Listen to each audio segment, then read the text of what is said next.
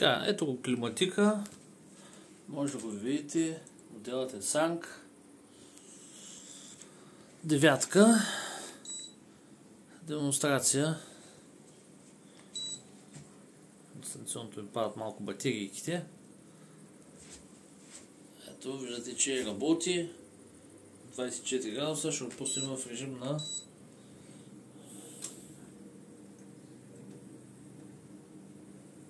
ми бяга фокуса, в режим на охлаждане.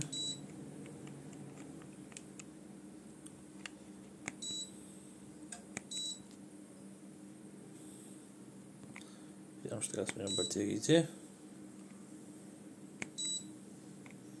Така, в режим на охлаждане пускам го на 24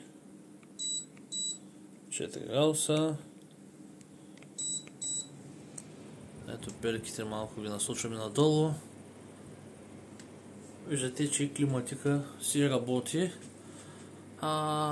За охлаждане е идеален, както и за отопление до минус 5 градуса го дадат по спецификация. 9.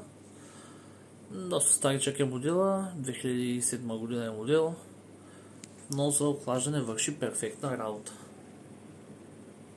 Може да видите какво е нивото на шум. В момента е на автоматичен режим. Прозорците са отворени, така че нормално е да работи на максимални обороти. Можем да пуснем примерно на вентилатор. Ето, сега го пускам на максимални обороти вентилатора.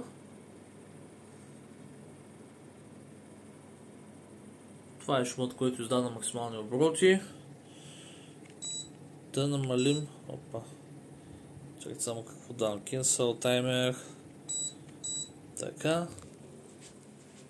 Ето, на първа скорост на вентилатора. Изключително тих. Не се усеща. На първа скорост спокойно съм си спал. Без никакъв проблем от шума, който издава. Но кажа, че компютъра ми издава по-силен звук от климатика.